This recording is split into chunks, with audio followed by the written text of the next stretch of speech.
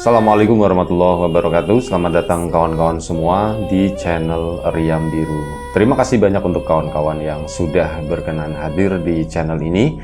Apa kabar kawan-kawan semua? Semoga sehat selalu sekeluarga. Amin. Baik, kali ini ada satu cerita datang dari Mbak Fitri di Kendal. Mbak Fitri menceritakan tentang satu pengalaman horor yang pernah dialami oleh kakaknya, yaitu Mas Arif.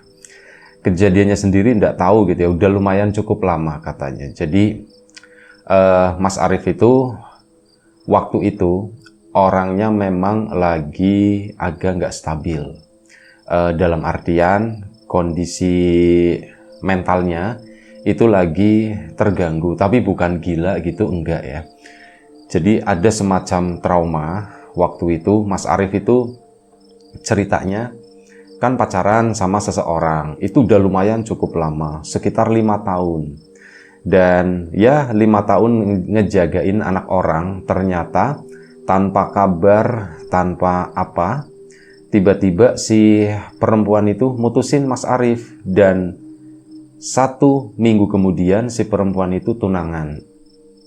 Dan akhirnya menikah dalam kurun waktu yang lumayan cukup dekat gitu ya. Dan pada waktu itu si perempuannya sendiri menikah karena ternyata udah hamil duluan. Nah itu Mas Arif ya akhirnya stres, betapa kagetnya begitu ya.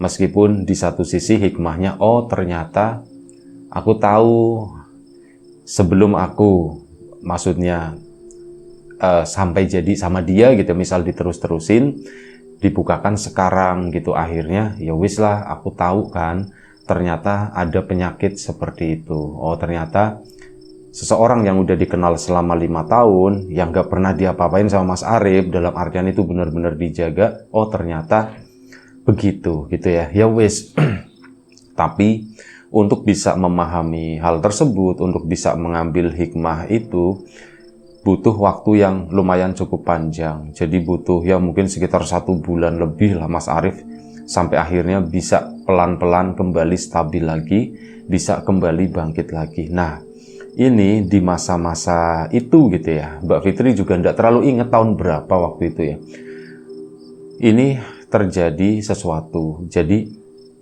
Mas Arif karena lagi ya begitu ya, pikirannya tuh lagi mobat-mabit lah kemana-mana. Dia itu suka jalan-jalan sendiri keluar malam, tapi bener-bener jalan kaki ya, mungkin nenangin diri atau apa gitu ya. Misal keluarnya tuh ya lumayan cukup malam, jam 10, jam 11, nanti pulang-pulang ya mungkin sekitar jam 1 begitu ya. Keluar itu mungkin sekitar 1 jam lah. Nah ini pada suatu malam Mas Arif seperti biasa dengan rutinitasnya. Ya keluarga juga tahu gitu ya, Mas Arif itu suka keluar, tapi keluarga juga percaya Arif itu keluar untuk nenangin diri gitu ya, untuk merenung, bukan untuk yang aneh-aneh intinya. Jadi ya wis dibiarkan aja, lagian Mas Arif juga udah lumayan cukup dewasa juga ya. Keluarlah malam itu seperti hari-hari sebelumnya. Ya Mbak Fitri juga waktu itu nggak terlalu mikirin hal tersebut gitu ya. Si Mas Arif keluar jalan ke sana. Dan pada suatu titik Mas Arif itu melihat sesuatu.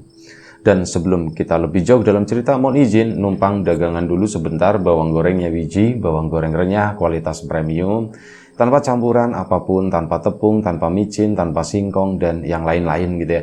Benar-benar bawang murni, bawang Brebes, bawang yang terkenal dengan aroma dan rasa yang kuat. Ya monggo kawan-kawan mungkin yang berminat bisa langsung cek aja di bawah ini ya, ada di Shopee, Tokopedia, TikTok, atau mungkin di nyawiji.com. Langsung di sana jatuhnya lebih murah kayaknya ya. Dan ya untuk kawan-kawan yang kemarin sudah sempat memesan, terima kasih banyak atas pesanannya. Untuk kawan-kawan yang mungkin belum sempat memesan, ditunggu pesanannya. Dan ya untuk kawan-kawan yang sudah download RIM, terima kasih banyak. Kita lagi melakukan update di belakang gitu ya. Nanti kita update lagi fitur-fitur selanjutnya, menambal kekurangan-kekurangan yang masih ada, termasuk nanti juga ada ya fitur bisa telepon dan sebagainya gitu ya. Nah, dicobain aja. Terima kasih yang udah download. Kita lanjut lagi cerita dari Mbak Fitri tadi ya. Mas Arif malam itu keluar sendirian, nggak pakai pamit karena memang udah rutinitas aja setiap hari. Lagian mau pamit, keluarga juga sebagian besar itu udah pada tidur. Mas Arif keluar malam itu dan di tengah perjalanan, ya jaraknya lumayan cukup jauh dari rumah. Ya karena cuman jalan-jalan begitu doang Mas Arif, dan tetangga juga udah pada tahu. Oh Arif gitu kan, misalnya Arif, mana Arif? Biasa katanya begitu. Oh warga juga udah mengerti lah kondisi tersebut. Jalanlah Mas Arif waktu itu dan pada satu titik dia bertemu dengan seseorang, melihat seseorang lebih tepatnya. Di depannya sana, di sisi yang berbeda. Mas Arif kan jalan di sisi kiri. Nah ini jalannya di jalanan kampung ya di situ ya. Nah ini sebelah kanan papasan ada seorang perempuan, kayak ibu-ibu lah, ibu-ibu muda ya, mungkin usia sekitar 30 tahunan sekian, pakai daster biasa, daster keseharian seperti itu. Terus ada kayak kain selendang dan dia itu bawa sesuatu mirip kayak ini, apa namanya, kayak lagi gendong bayi semacam itu. Mas Arif ngeliatin, siapa ya malam-malam begitu kan, kok keluar bawa bayi gitu kan, mau kemana ya si ibu itu, pikir ini masih di kejauhan kan, sampai akhirnya tambah deket. Nah si ibu itu posisinya tuh cuma nunduk begini aja, jadi nggak nunjukin muka ya waktu itu. Mas Arif pun ya orang pikiran dia juga lagi semrawut begitu ya, ngeliat seperti itu ya bodoh amat gitu. Memang sempat berpikir ini orang siapa gitu ya, cuman dia nggak menyapa, nggak apa, cuman kayak papasan begitu doang. Dan setelah beberapa langkah, Mas Arif itu penasaran, tapi siapa ya? Kok malam-malam bawa bayi seperti itu? Dan aku sepertinya nggak kenal, kata Mas Arif. Itu kayak bukan warga sana. Kalau warga kampungnya Mas Arif ya kenal lah gitu ya. Mungkin oh ini sini, walaupun nggak tahu nama, tapi minimal tahu bentukan, tahu mukanya atau apa. Cuman memang tadi mukanya itu nggak kelihatan karena nunduk begini. Mas Arif pun akhirnya berhenti, nengok kan ke belakang sana. Perempuan itu masih ada, maksudnya masih ada, dia tetap berjalan begitu kan. Mas Arif pun di situ bingung, apa tak ikutin ya gitu ya, hitung-hitung buat temen jalan malam pikirnya Mas Arif. Dan akhirnya apa, diikutilah si perempuan tadi. Mas Arif putar balik dan ngikutin dengan jarak tertentu. Ya lumayan cukup jauh lah jaraknya, mungkin sekitar 20 meter atau apa gitu. Mas Arif ngikutin dari belakang. Dan memang pikirannya yang tadi agak semrawut itu, begitu ngikutin si perempuan ini, kondisinya tuh lagi jadi membaik. Karena apa? Fokusnya itu pindah gitu ya. Itu siapa ya? Siapa ya? Dilihat dari belakang gitu, dilihat dari bentukannya begitu. Aku nggak kenal, nggak tahu siapa itu. Udah tak ikutin aja, tak ikutin.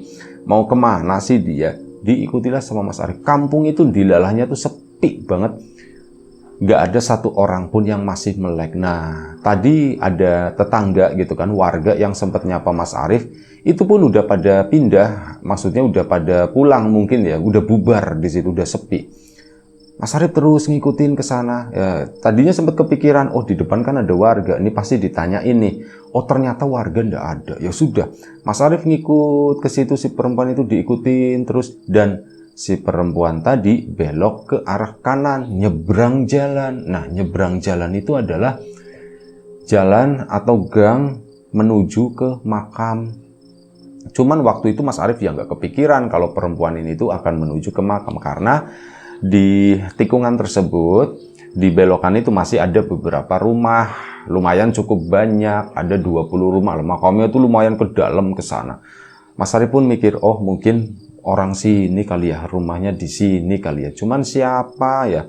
Nah, si perempuan itu kan jalan, Mas Arif sampai di pertigaan tersebut dan dia memilih berhenti di situ buat mantau dulu nih. Oh mau tak pantau dulu ini tuh kemana, berhentinya di rumah mana. Tapi apa, si wanita tadi itu nggak berhenti, dia tuh terus jalan. Loh kok ke sana ya, kok menuju ke kuburan, pikirnya Mas Arif. Siapa emang ya, setan. Masa setan begitu sih, setan kan biasanya serem. Ini kata Mas Arif tuh nggak serem. Akhirnya apa, tetap diikutin. Mas Arif pun melangkah menuju ke gang sana. Perempuan tadi bayangannya tuh masih kelihatan sampai di ujung rumah yang mau menuju ke makam tersebut itu ada bambu, ada pohon bambu, cuman bambunya itu nggak lebat-lebat banget gitu ya. Mulai ada vegetasi lah, ada tanaman-tanaman, dan jalan itu agak sedikit berbelok. Nah, Mas Arief kehilangan jejak di sana. Loh, hilang si perempuan itu. Kemana ya? Oh, paling ke kuburan nih, cuman ngapain ya dia ke situ? Mas Arief pun lanjut perjalanan ke sana, mendekat ke arah makam. Ya, makin di ujung situ di makam, itu kan kondisinya makin gelap ya. Di makam itu waktu itu juga belum dikasih lampu, kondisi memang masih gelap-gelapan semacam itu. Ya udah, Mas Arief tetap ke sana. Sesampainya di depan makam, Mas Arief nyari-nyari. Kemana ya itu ya? Dan akhirnya ketemu. Duh, itu si mbak-mbaknya gitu. Si ibu-ibu tadi posisinya itu masih berdiri, masih gendong bayinya di situ. Di kuburan, gendong bayi. Jangan-jangan sundel bolong lagi pikirnya Mas Arief. Tapi punggungnya tadi nggak bolong kayak di film-film gitu ya, kayak di film Suzana atau apa. Itu kan punggungnya bolong meledak gitu kan. Itu tuh enggak, kata Mas Arief. Enggak, itu orang biasa, cuman ya masa bayi dibawa ke kuburan sih, mau diapain? Dan si perempuan itu tampak bergerak jalan ke depan beberapa langkah, dan Mas Arief ini ngintip ya dari depan makam. Dan si perempuan itu kayak merendahkan badannya, kayak posisi duduk begitu ya, duduk pakai dengkul itu, truk. Dan setelah itu si gendongannya itu dilepas, digeletakin begitu aja. Dan apa, si perempuan itu entah dapat dari mana, dia tuh kayak pegang kayu dan mulai menggali tanah kuburan tersebut. Mas Arief, loh kok dia gali kuburan? Jangan-jangan mau dikuburin di sini gitu, pikir Mas Arief. Jangan-jangan, oh bayinya mati, pikir Mas Arief. Oh bayinya jangan-jangan mau di sini, mau dimakamin di sini. Kepikiran seperti itu kan Mas Arief. Nah, mulai panik gitu kan. Duh, masa makamin kayak gini kok sendirian? Kan kasihan, kata si Mas Arief. Kasihan ya, maksudnya melakukan itu sendiri. Itu kenapa? Si itu tuh kenapa sebenarnya? Pikirannya tuh mulai kacau lagi gitu ya. Kacau, menebak-nebak ini apa sih yang sebenarnya terjadi dengan si perempuan itu. Dia bingung mau bangunin warga ya, nggak enak, mungkin warga lagi pada istirahat atau apa. Ah udahlah, tak tungguin aja di sini sampai si perempuan itu benar-benar merunduk. Jadi lubangnya itu udah lumayan cukup dalam ya, dan galinya itu lumayan cukup cepet juga. Itu udah dapet lah. Dan akhirnya apa? Begitu kayak udah selesai, Mas Arief pun mendekat ke sana. Nekat gitu kan, maksudnya tuh ya ini tuh apa gitu yang dikubur itu apa. Mas Arief pun mendekat masuk ke makam, dan dia nggak ada takut waktu itu. Karena apa? Pikiran juga lagi pusing gitu ya, apa yang ditakutin gitu kan. Nggak takut apa-apa, langsung ke makam ke situ, langsung dipanggil, mbak sampean lagi apa? Si mbak itu tuh diem aja, diem, bukan gimana, bukannya nengok atau apa, cuma berhenti aja. Bener-bener berhenti di situ, dan si posisi yang digendongan tadi itu udah dimasukin ke lubang yang nggak terlalu dalam. Lubangnya itu cetek, paling mungkin sekitar 20-30 cm lah segitu.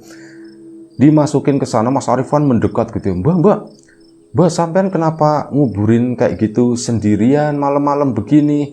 Emang nggak ada orang lain? Suaminya mana? Keluarganya mana? Ditanya begitu kan sama Mas Arief. Udah mulai agak lumayan cerocos waktu itu ya. Mbak, nggak boleh begini mbak, harus ini mbak, harus ngasih tahu warga atau apa gitu kan. Si mbak ini diem aja. Mbak, Mas Arief kan ya nyari posisi untuk bisa melihat sesuatu yang di dalam lubang tersebut. Ya posisi paling bagus itu kan ya di depan si perempuan tadi. Si perempuan itu kan posisinya kayak jongkok gitu ya. Si Mas Arief posisinya berdiri. Nah itu ngeliatin begini. Si perempuan tadi itu masih di makam itu gelap, tidak terlalu terang, masih nunduk begini. Nah begitu mbak gitu kan, mbak jangan melamun mbak, jangan diem aja, kata si Mas Arief. Si perempuan itu pun ngangkat kepala begini. Nah begitu si perempuan tadi ngangkat kepala, Mas Arief itu baru ngeh. Pertama, mukanya mana gitu, pikir Mas Arief. Kok mukanya ndak ada ya? Digini-gini ternyata apa? Mukanya itu bukan rata, begitu muka yang rata itu seperti itu enggak. Mukanya itu bolong, bener-bener bolong, dan mukanya itu ya kayak gitu, kayak busuk. Kayak kalau kata si Mbak Fitri ya, diceritain Mas Arif, itu kayak buah naga yang dicerukin begitu loh. Nah, buah naga yang udah diambil buahnya itu kan ada lubangnya di situ. Itu seperti itu katanya. Mbak, kok mukanya ndak ada ya? Mas Arif itu ngeliat ke bawah sana. Begitu ngeliat ke bawah, yang di dalam lubang tersebut itu bukan orang, bukan bayi atau apa, ternyata apa? Mirip kayak ulat. Larva, mirip kayak larva. Kayak belatung seperti itulah. Gemuk, kepalanya kecil, bagian bawahnya kecil, tengahnya itu lebar, gede. Nah, seperti itu, segede, yaitu kayak bayi, begitu, segede itu. Itu lagi uget di dalam kayak gitu kan. Mas Arif, ya langsung istighfar, astagfirullahaladzim. Ternyata bukan orang, asem gitu kata Mas Arif itu seperti itu. Dan disitulah perasaan takut yang sebelumnya sempat hilang itu muncul lagi. Ya, nggak ada pilihan lain. Mas Arif pun mundur dari tempat tersebut. Karena apa? Ya karena itu tadi, dia sendirian di sana, dia nggak tahu siapa yang dihadepin. Cuman di situ dia harus berpikir logis. Ini kuburan, aku lari nggak boleh asal lari. Banyak batu nisan di sana, kesandung, repot kan. Ya Mas Arif ninggalin di situ pelan sampai akhirnya keluar makam. Begitu keluar makam, Mas Arif kan nengok lagi ke sana ya, ke dalam kuburan itu. Posisi si perempuan itu udah berdiri dan ngadepnya tuh ke arah Mas Arif. Disitulah ketakutan mulai muncul. Asem, jangan-jangan nanti aku diikutin. Nah akhirnya apa? Dari situ Mas Arif itu lari sekencang-kencangnya. Lari sambil teriak-teriak ya. Tolong gitu ya. Minta tolong sama warga. Tolong, udah ketakutan lah. Dia lari, tolong, warga kan pada keluar. Warga pada keluar, Mas Arifnya histeris dan sebagainya. Itu ya menilainya langsung, ternyata kumatnya tambah parah gitu. Ada yang bilang seperti itu warga. Arif tuh kumat tuh, udah mulai katanya. Tambah mateng. Nah seperti itulah. Itu yang diomongin sama warga. Tapi warga ya nenangin waktu itu.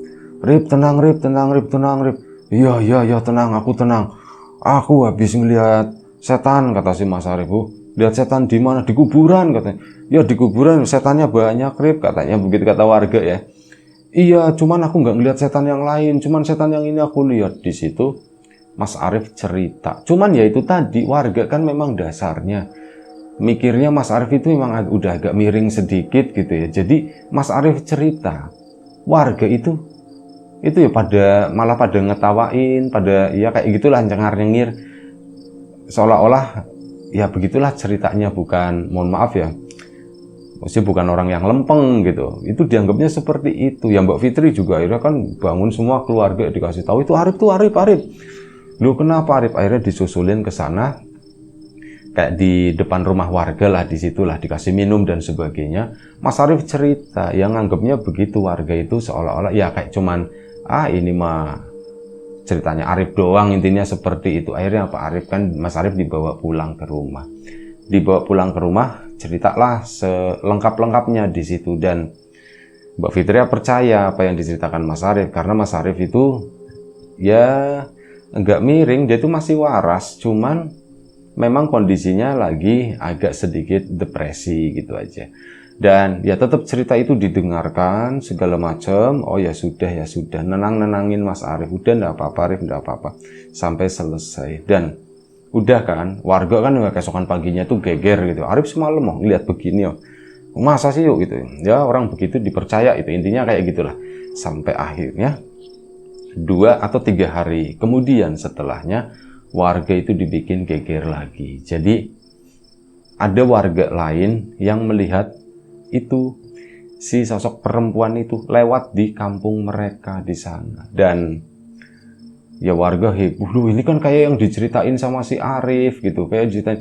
Diikutin ke sana, memang bener arahnya itu ke makam. Tapi warga tersebut memutuskan untuk tidak mengikuti sampai ke makam karena ya nyalinya itu nggak cukup kuat lah untuk melakukan itu. Dan akhirnya ya wis, omongannya Mas Arief itu dipegang, dan ternyata yang melihat itu nggak cuma satu orang, melainkan beberapa orang. Tapi di sini nggak tahu apakah mereka benar melihat atau hanya ya cerita yang dilebih-lebihkan gitu ya, cerita yang dikarang-karang sendiri. Akhirnya jadi rame lagi di situ.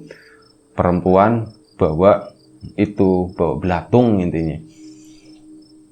Ceritanya tuh kayak gitu, dan warga pun kayak sempet ya keteror begitu ya. Mereka itu pada takut untuk kurun waktu yang lumayan cukup lama, sekitar 2 minggu. Karena itu di sini cerita, semalam aku ngelihat, di sini juga ada yang cerita, aku siang-siang ngelihatnya tuh di kebun, di situ ada perempuan berdiri kayak bawa gendongan. Nah itu dianggapnya itu tadi perempuan yang bawa itu belatung raksasa itu loh. Dan akhirnya ya wes, kampung itu jadi ini ya, kalau malam itu sepi banget, bener-bener sepi. Dan Mas Arief kali ini pun dilarang keluar, dan waktu itu memang Mas Arief juga masih ketakutan gitu ya. Tapi justru di ketakutan tersebut, Mas Arief itu kan jadi sering diajak ngobrol sama orang. Iya Rip, kamu kemarin, iya aku ngeliat. Komunikasi sama orang udah mulai berjalan, sama keluarga juga seperti itu. Obrolan itu udah mulai cair, dan sebelumnya itu memang agak sedikit pendiam ya. Nah kesini makin membaik, dan alhamdulillahnya setelah ada kejadian tersebut, Mas Arief itu udah mulai kayak kembali normal, udah mulai ngobrol lagi, ketawa lagi, udah merasakan takut dan sebagainya. Ya itu aja satu cerita dari Mbak Fitri yang menceritakan tentang pengalaman horor yang pernah dialami oleh kakaknya, yaitu Mas Arief. Mungkin cerita ini pendek, tapi semoga bisa menjadi teman kawan-kawan semuanya, bisa menemani aktivitas kawan-kawan semuanya. Baik, terima kasih Mbak Fitri atas ceritanya. Kawan-kawan di rumah juga terima kasih banyak atas support dan dukungannya, apapun itu, kawan-kawan subscriber, kawan-kawan membership, kawan-kawan yang udah kasih support dalam bentuk super thanks ke Riam Biru, terima kasih banyak. Kawan-kawan yang udah ngasih like, udah nge-share ke yang lainnya, kawan-kawan yang udah ninggalin komentar juga terima kasih banyak. Kawan-kawan yang sudah memesan bawang gorengnya Wiji tentu saja tak lupa, terima kasih banyak. Yang belum sempat memesan, ditunggu pesanannya. Untuk kawan-kawan yang sudah download, sudah berinteraksi di aplikasi RIM juga terima kasih ya. Yang belum, ya ditunggu kedatangannya. Ramaikan gitu. Terima kasih, dan doa terbaik dari kami untuk kawan-kawan semua. Semoga selalu diberi kemudahan dalam hal apapun, termasuk kemudahan dalam hal rizki. Yang sakit segera diberi kesembuhan, yang sehat tetap dijaga kesehatannya. Baik, sampai jumpa di episode selanjutnya Riam Biru. Jaga kesehatan kawan-kawan. Sekali lagi terima kasih banyak. Assalamualaikum warahmatullahi wabarakatuh.